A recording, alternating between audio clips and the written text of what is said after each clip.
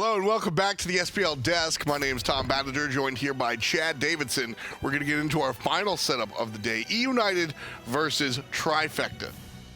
Yeah, that said, it's going to be a really good one. I mean, these are two of the best teams in North America, no doubt about it. I mean, eUnited really impressed last week up against Space Station, and with how Space Station played today, it kind of gives some more credence to this eUnited roster.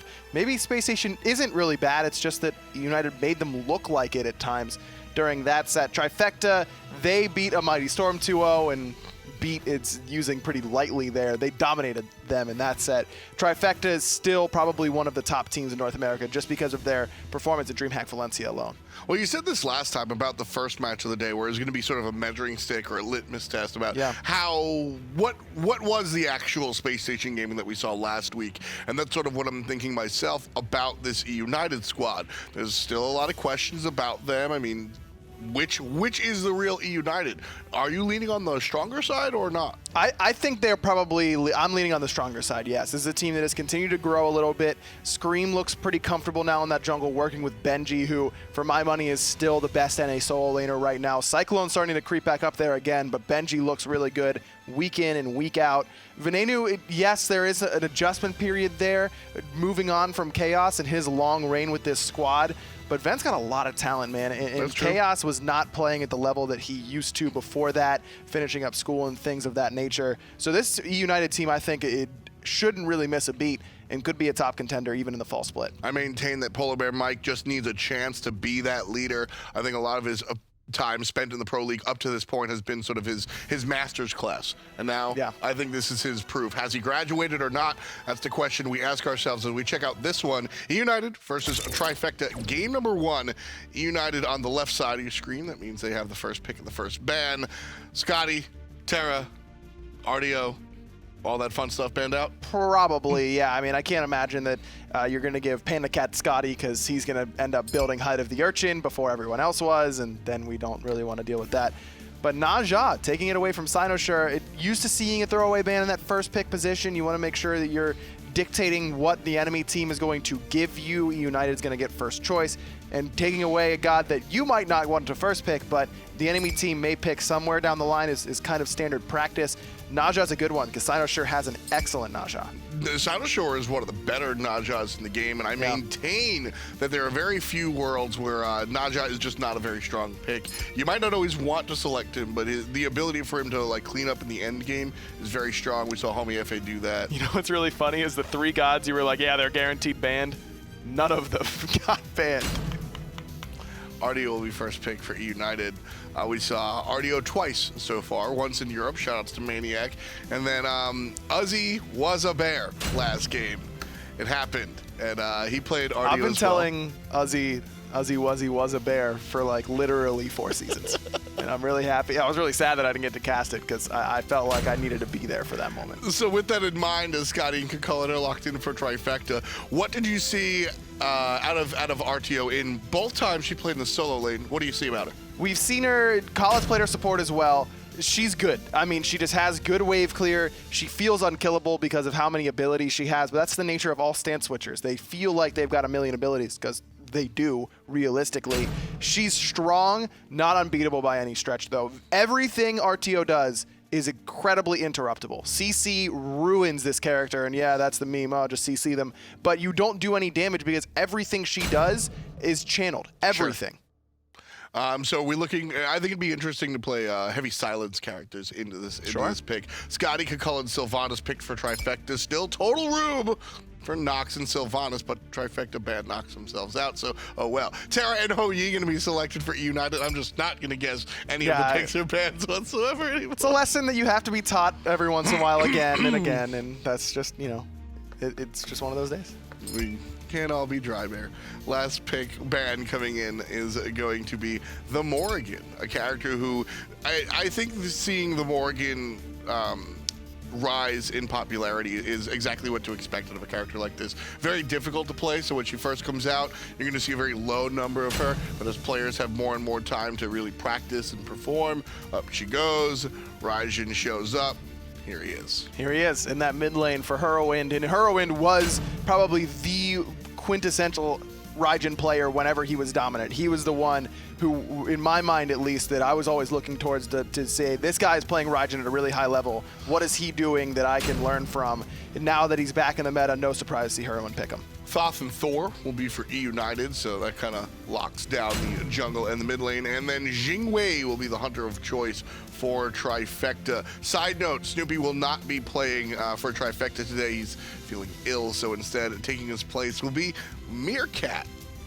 Who is jungling? Chulainn jungle. Yes. And then Skadi solo? Interesting. Skadi, yeah, I would say probably the Jing solo. Skadi in the hunter lane. Where is Meerkat playing is my question. Does he just step in and take the hunter role for Snoopy? Yes, yeah. No reason to switch up your entire team. Meerkat's played the ADC role before at a competitive level. Okay. May as well just stick him in there. But I don't know what this is. Welcome to Trifecta with Kiki and Aror on it, because it's going to be some weird stuff happening for them. No, it's Raijin jungle. Okay. I love how just as we showed him Cynosure, like, he's just hit the one, boom, boom, boom. Which I need to correct. Taco, real quick. Those are not bongos, okay? Bongos are drums that hit the floor that have a hollow inside that are usually either you play a myriad of them. You put it's not. Those are not bongos. Those are quads. Very different applications. Very different instruments. They're not even in the same type of music. Bongos frequently finding themselves in Latin music. Quads frequently finding them in North American traditional marching music. Just completely different stuff. How dare you call them bongos, Taco? Aren't they taiko drums? You need to just. You can. I can just solo cast this if you'd like. I was just kidding. Please don't leave. Nah, I want to watch this game. I want to watch Raijin jungle. Yeah, actually. All right, let's get down to business real quick. Raijin jungle. He's going to bring the heavy clear, which is what we've been celebrating about him so much in the mid lane. What about him translates into the jungle? He's got an escape. His heavy clear, #1, as you mentioned. You're not going to take too long to clear your buffs. A long-range ultimate. You're working real hard. Yeah, for this I don't know. This doesn't.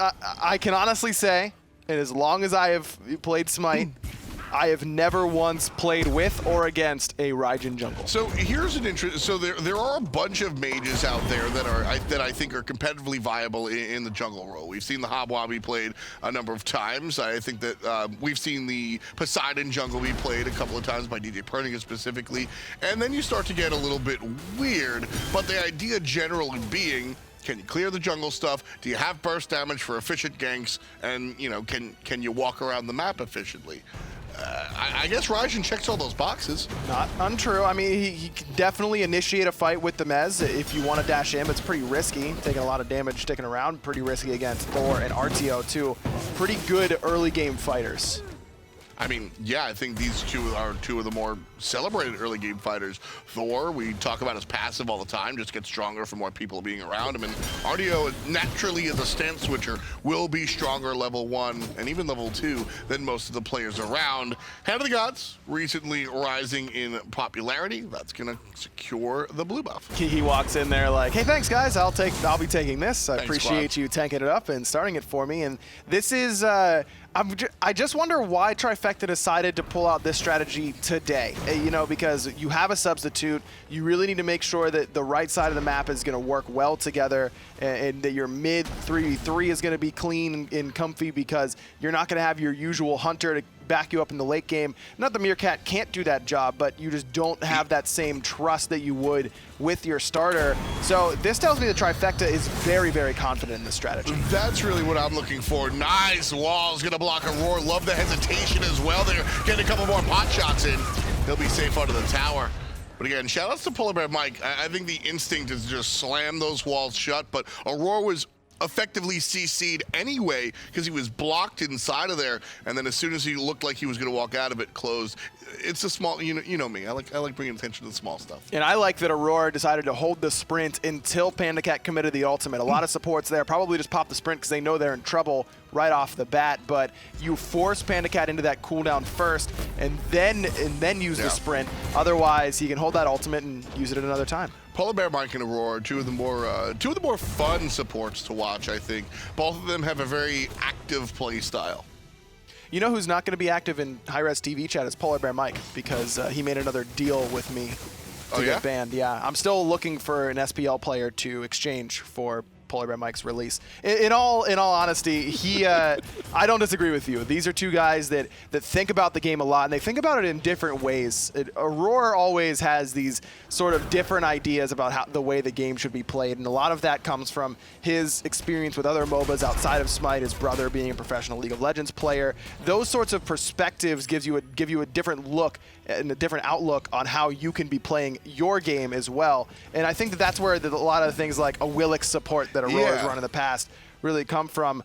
PolarBearMike also has a different perspective than most of the pro players, because he came into the league a lot later than many of the pros did. He wasn't playing Smite at all during the beta or anything like that. It wasn't until Giannis was released that PBM decided to pick up the game and quickly became a really, really good player, and didn't take him long to find a pro team, which is an incredible story on his end. So both of these guys look at the game a little bit differently than other supports and other players in general do in the league, and I think that lends itself to why it's so fun to watch them. And PolarBearMike is I mean, sure, not any professional history, but a longtime fan of traditional sports. And I think that kind of lends itself to why he's such a leader. He values the outside of the line stuff. I really find that you don't really see the value, or you don't really see players value the individual as much as just like what the meta dictates.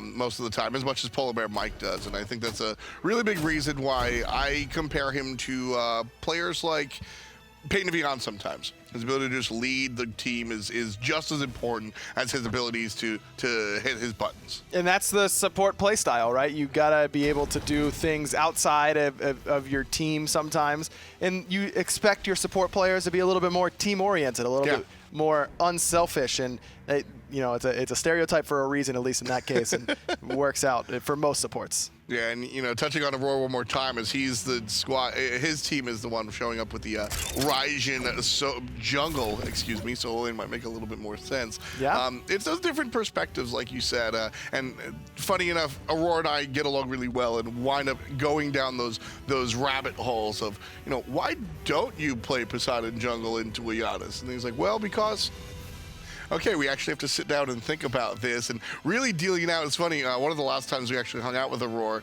for, I think he was here for the Energy Invitational. Yeah. We were just talking about games that he had been playing, and he brought up game 2 of a set that he played virtually 3 years ago.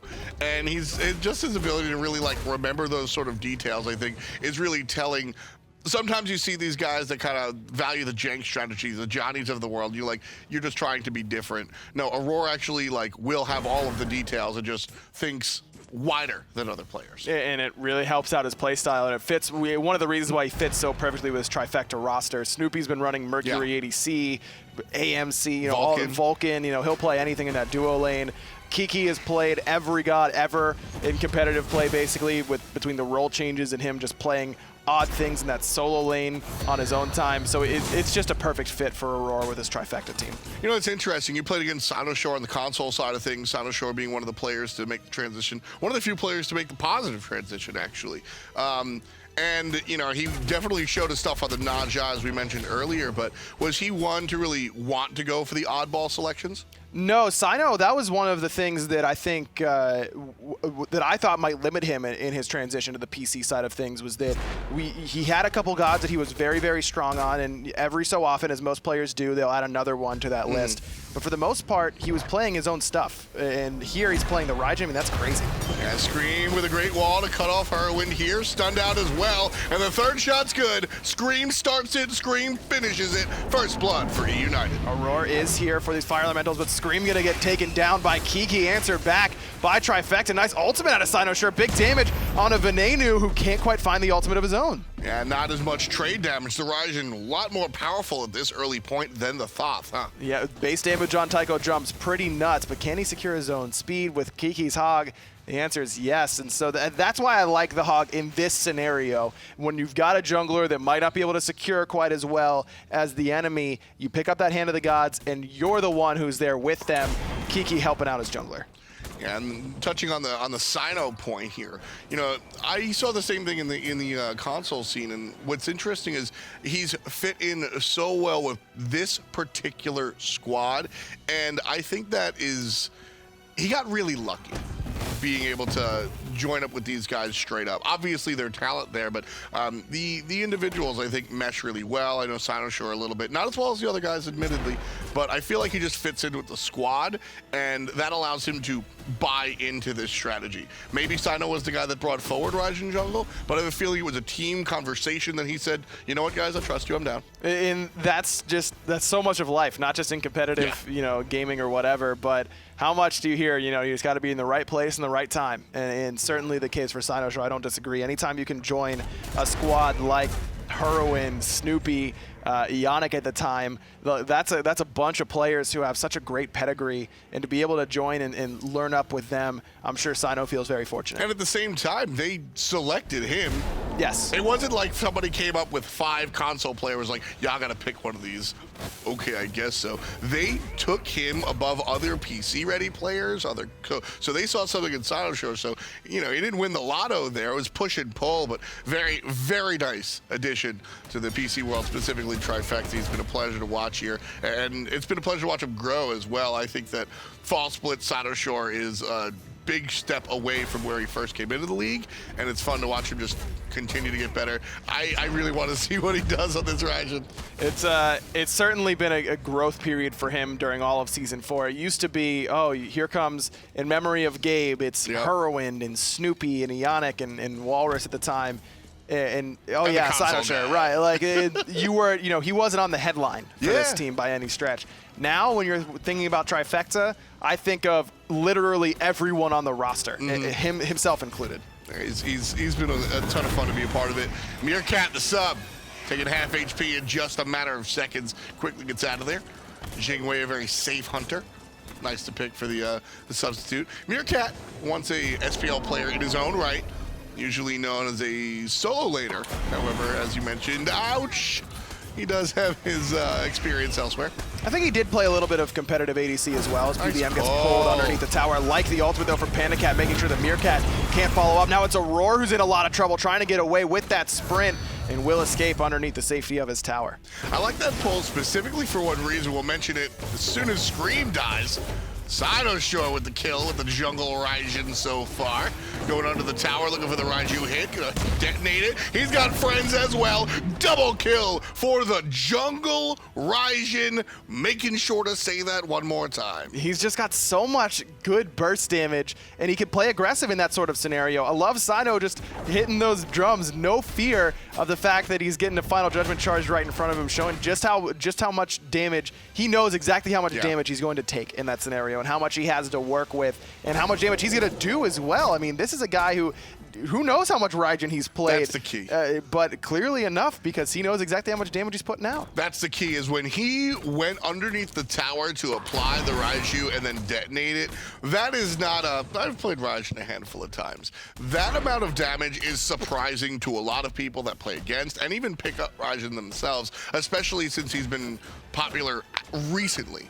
Knowing how much damage that Raiju is going to do, almost bringing down the Thoth, that is a testament to the fact that Cynosure has definitely tried this once or twice, earning the double kill for himself with a little bit of help from Kiki. Makes it 3-1, Trifecta leading in the kill column, but not necessarily in the gold column.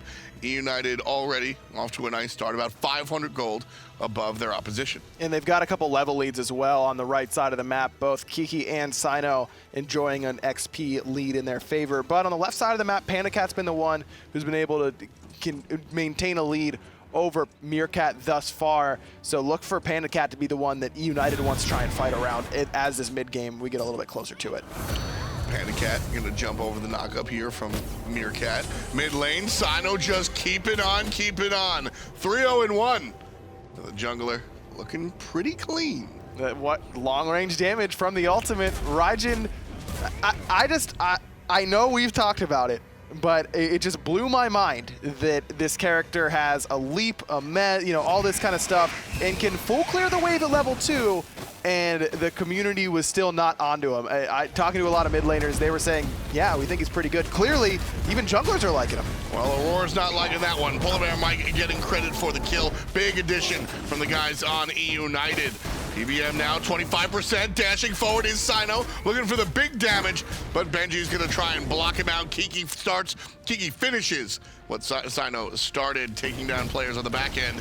Now Kiki trying to chase down Benji, and Cyno barely hanging alive, and Benji trying to deal with Kiki, but I think that's that. Kiki still looking to fight though a little bit. Scream's looking to fight as he teleports in and finds Cyno, who got chased down. Scream coming back from that initial pick in that mid lane. Now Hurriwind rooted in place. Nice stun onto Kiki to allow Benji to keep on going if he so chose, but instead it's eUnited deciding to back up. Ends up being a 2-for-2 in total there, I believe. I love this play by Benji. Oh, Aror made the rotation. I like that play from Benji a lot when Scream was just chilling in the jungle, like, do it. Just do it. Jump on my solo laner, and I will jump on you. I mean, Scream chasing Cyno to the ends of the earth, because that was a successful escape. Great job by Trifecta to both protect Cynosure, specifically KikiSoCheeky, and then Cyno getting out.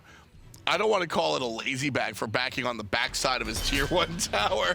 That was just Scream picking up the garbage. And there's just too many things happening there for Trifecta to peel away. Yeah. Benji, PBM, and worry about Scream, who full commits to the teleport. That just Scream knowing that he has a little bit of extra movement speed with that Heartseeker as well, allows him to get away with a little bit more in terms of those aggressive plays. But Cyno's the one who's been playing aggressive a lot of this game, dashing in on top of 2, has to use both relics to get away. Now he's got about a minute plus where he has to play a little bit more passive than he was before, because you need those relics if you're going to be dashing aggressively as a mage. Something I want to bring up about Cynosure playing this jungle Raijin is that I think that term is a little bit deceptive. We've seen a double mid lane, pretty much, I think, out of the Cynosure and Hurriwind. We have seen him routine. That was the first time we really saw him outside of this vicinity of this mid lane, outside of the beginning of the game, really.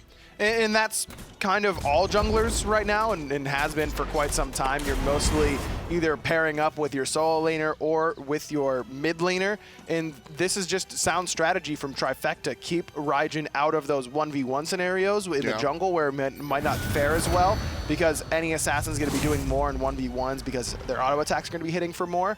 But in the mid lane, where you've got the range advantage, where you have the mobility advantage, that's where Raijin's going to excel, and Trifecta are putting themselves in positions to succeed. Wonderful application of the strategy. Goes to show that, like, when you do select these oddball characters or these off-the-meta picks, you can't just plug and play and expect everything to work out. We saw week 1, a certain team went hell support, and the support player played it exactly the way he would have played any other support character and got punished miserably for it. You have to play these selections a little bit differently. Raijin, certainly no exception to the rule here. I like talking about these mage jungles. I think that opens up a big door. As I mentioned, the Poseidon and the Habwa really come out as the most notable mage jungles, I think. Any others really pique your interest? No, I think Habwa and Poseidon are probably the 2 that are the most effective.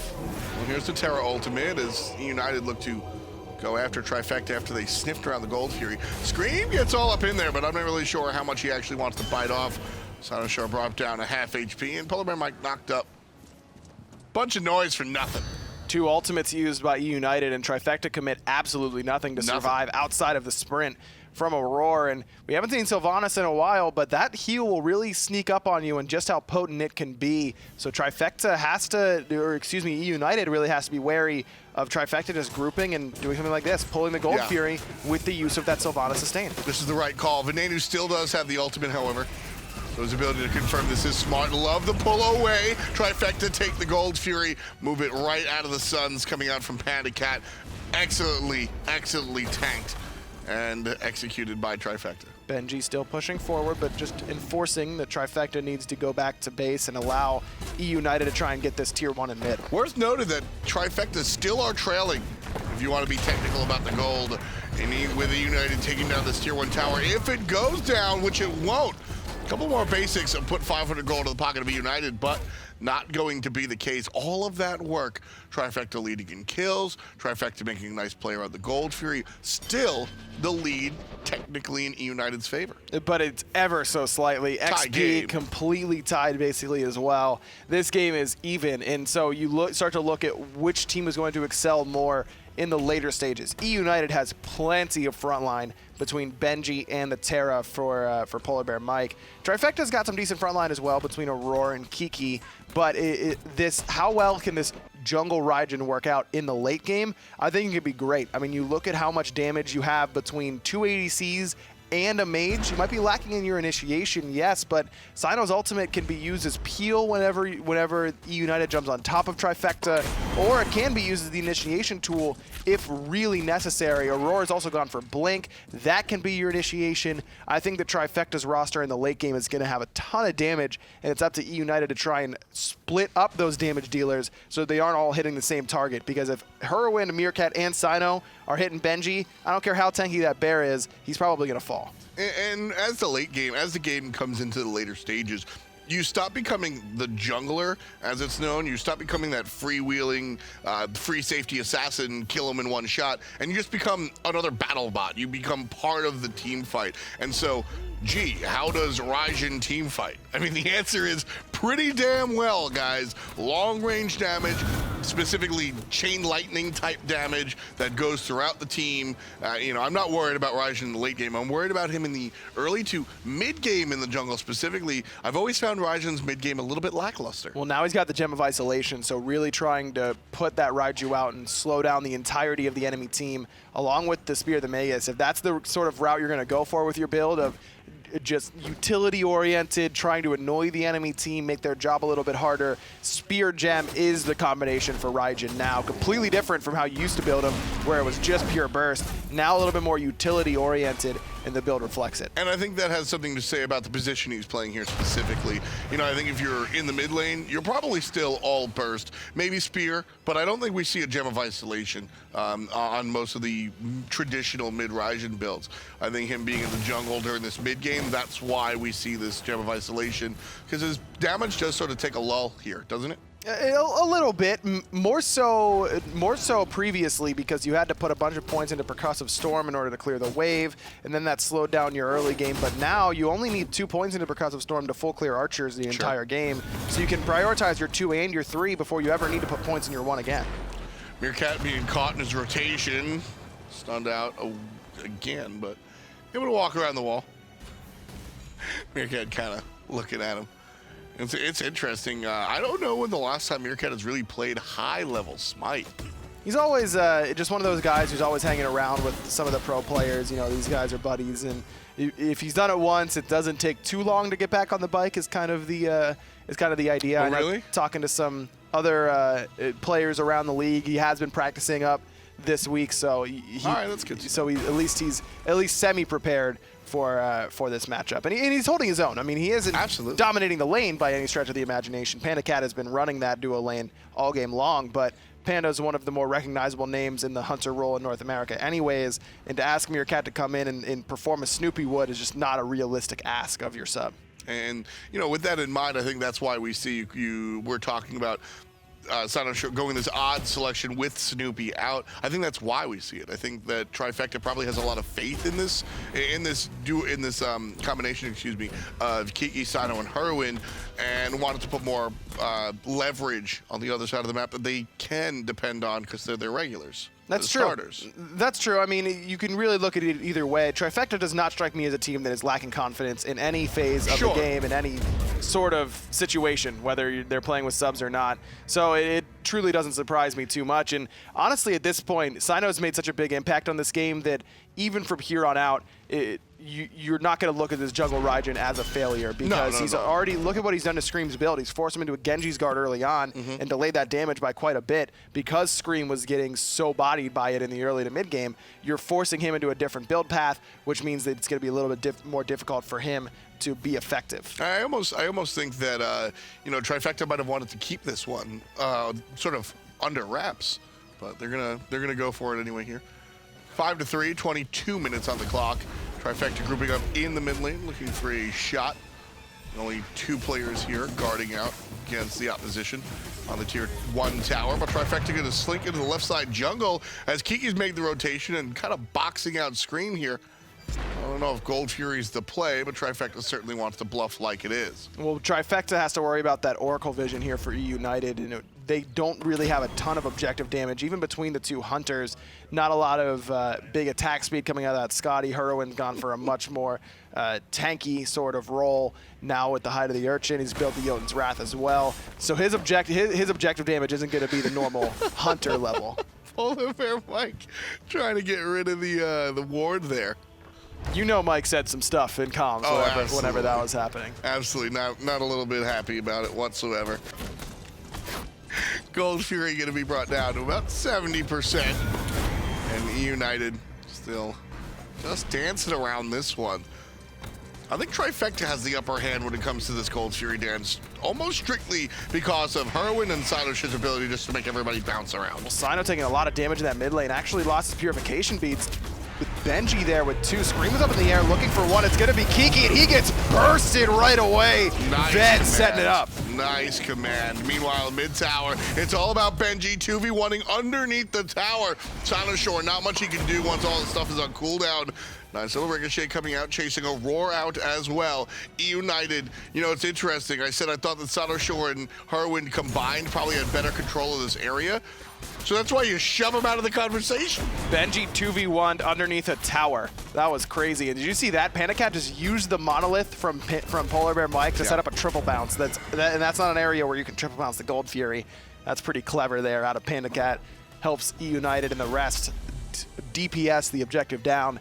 And eUnited gets their first Gold Fury of the game. Look, 3,000 gold at this stage, not anything to really be too worried about if you're Trifecta. The thing that I'm worried about is Benji, because you just had two of your damage dealers on him underneath a tower, and you couldn't handle him. So what makes you think you're going to be able to handle him without a tower? I want you to answer this honestly. Is that Artio or is that Benji? Because I think that's Benji, just as much as the god. I think it's more Height of the Urchin on my mid laner. Sure. That means that he's not doing any damage to a level 19 Artio at this stage. Part of it is Artio, yes, but there's not a lot of interrupt there. Like I said, that's what really makes Artio struggle. You're relying on Cynosure to use the dash aggressively to stop the things that she's doing in terms of damage. I think it's a mixture of both. But I think it's the fact that Hurriwind's down 3 levels, and that's not Hurriwind's fault. It's mid lane to solo lane, right. And he's gone for a defensive, team fight-oriented build that's not going to help him kill Benji in that sort of scenario. Yeah, I think you hit the nail on the head. The Height of the Urchin on the mid lane has been pretty interesting, and I don't know. You mentioned PandaCat being a little creative with the monolith there on the Gold Fury.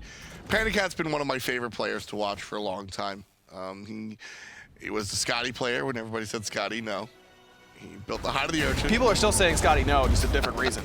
That's very true. 3-player collapse on the right side of the map, and it's Kiki in a lot of trouble. Look at the damage coming out from Benji, and down he goes, easy peasy. No real excitement there. There's 4 players collapsing on one, and well, Kiki, sorry bud, you're not really doing it, sitting out for 48 seconds. Meerkat trying to handle Screammmmm in that mid lane while the rest of eUnited's pushing this down. 4v3 on the right-hand side. Nice stuns onto Hurriwind. He has to use the Aegis and probably the beads as well, and Ven does a good job of setting up off of that play. Nice little dunk down by the Thor, forcing Meerkat away from the tier 1 tower. I don't know how far they're going to chase. It'll just be that tier 2 tower on the right side and being aggressed and toppled. Aror gets rooted and now jumped on for the knockup. There's the dash forward. PandaCat one more time finds the kill. Love this. I love watching PandaCat play. The aggression that he brings, just a lot of fun, man. PBM with the well-timed route onto Aror and Sylvanus. It was dominant during Season 3 and then all of a sudden wasn't, and a lot of that is the fact that super immobile in the early game. Yes, it can bring you a lot of pressure, but there are other gods that can give you pressure as well that don't get as punished in the later stages. Terra does such a good job of making Sylvanus feel a lot more manageable than other supports can. Not only because it's easy CC out of the Terra that can lock down the Sylvanus, but the Terra's blessing as well. You don't want to be hitting characters with dots because you'll just end up healing them. Sure. So if you're hitting someone with wisps or even your ultimate, you're going to end up healing them off the Wrath of Terra, the Terra's blessing, even with your Wrath of Terra. Yeah, look at that. Wrath of Terra, the ultimate of choice for Aror. Trifecta here, looking up at eUnited, down about 8,000 here. And this is one of the larger leads that we've seen in this game. In fact, the largest lead that we've seen all game. And as we look towards the late game comes approaching, I'm not too terrified for Trifecta because, again, I like their late game composition. I think Cynosure, Hurriwind, and Meerkat have characters that scale very well into the late game, and more importantly, make defense. When you defend on the Phoenixes and such, these characters can really wreak havoc by taunting in from Cynosure, the ice field from Skadi. It's not fun to push into these characters whatsoever. No, and you get knocked up by Meerkat, and all of a sudden you're kind of launched into the clutches of the entirety of Trifecta. The problem for Trifecta is that I don't know if Kiki can really afford to frontline anymore against how much damage Venenu and PandaCat have available to them now. You saw how quickly he fell on the right-hand side before. That could be the real problem for Trifecta. And Aror hasn't gotten any mileage out of this blink yet. Is he going to be the one to blink engage with the ultimate, or are they going to let eUnited just walk in and try and take this Phoenix? I'd like to see Trifecta actually not be the aggressor here. I want to see them just try and play defense, but they're not doing anything whatsoever. Aror now finally walking up a little forward. Benji shape shifts. Meanwhile, mid lane, jungle v solo. Scream dealing with Kiki over there. Now he takes to the sky. Love this vantage point for the jungler. Gonna land right on top of two for the stun on Aror and Meerkat. Looking for the kill onto the support. Oh. Not gonna happen, but Venenu takes care of Meerkat on the left side. Kiki still trying to chase down PBM, and he'll find him and the beads from one member of eUnited as Hurriwind cleans up Benji, who went a little bit too deep underneath that Phoenix. Now they've got enough damage to deal with him. That was a great play by Kiki, isolating 3 separate members of eUnited by his lonesome. It didn't matter what happened behind him. Venenu deleting a player, deleting his hunter. That doesn't matter. Kiki made sure the rest of the squad didn't push up, and that ultimately protects the Phoenix. Gold Fury, okay. I'm concerned about the Phoenix if I'm on Trifecta. We guarded it. We got the defensive stop. That's a win. Agreed, absolutely. Trifecta's still in it at this point. And yes, they're down over 10,000 gold, but getting closer and closer to the point where gold's gonna matter less and less. Scream moving up, looking for the double tap onto Cynosure, and he'll find it. Cyno's got the Aegis. Scream might look for him here, Tom. He's up. This is an informational ult just as much as it was perhaps looking for Cynosure there. Scream wanted to take to the sky, see where everybody was, maybe even get a kill on Kiki off the fact, taunt his corpse a couple of times, but Scream went up. Yes, I'm going to look at Cynosure, but I also want to see how close everybody is to the objective that my team is pushing. I like to call those satellite ults. I think it was very well executed by Scream, and you know what? He earned that taunt. It was a good play. That's ideal. You force one out, and then you charge the ultimate, come back to your team, and help set up their kill. The wall also sets up for Vent's ultimate. PandaCat just gonna start the spread by dropping the Suns right underneath the tower. Good poke coming out from the jungle Thor. Benji pulled on in, half HP knocked up as well by the ultimate out of Aror. And the Phoenix very low, gonna be taken down by the basic attacks through the wall of Venenu. Big damage on a Hurriwind there from Venenu, just with that evade and punish stun. Almost found that kill. Hurriwind did manage to hold on to the purification beads, so we'll have some defense available to him. And I know I talked about it yesterday, but this is the problem with going Height of the Urchin on a character that you're relying on to deal damage. If you get ahead and get the stacks and continue to build your damage, it feels amazing, because not only do you still do a lot of damage because you're ahead and have the items necessary, but you have a lot more survivability as well. That's what Venenu's enjoying right now for eUnited. If you build the Height of the Urchin and then you fall behind after that, you feel really useless because you're still dying because you don't have a lot of Height of the Urchin stacks, and you're not doing any damage because you build Height of the Urchin, and that's what Hurriwind is not enjoying right now for Trifecta.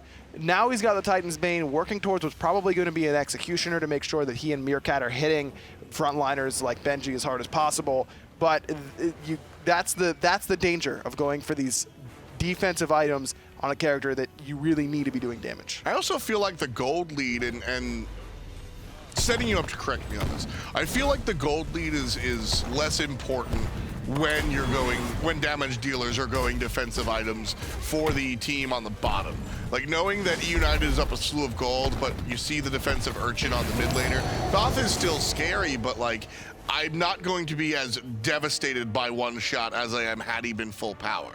That's yes and no. Give so and take? You're right in the sense that you don't have to be worried about getting one shot quite as much, but you also feel like he's going to be doing enough damage and you can't kill him. And that's where I think a lot of these mid laners have kind of fallen in love with this item in the sense that they feel like they aren't getting punished quite as hard. Sure. But they also aren't dealing out that punishment. As a team, you can collapse on a guy. I don't care if you have 10 stacks or 20 stacks on your Heart of the Urchin. 5 dudes on one, you're going to kill him.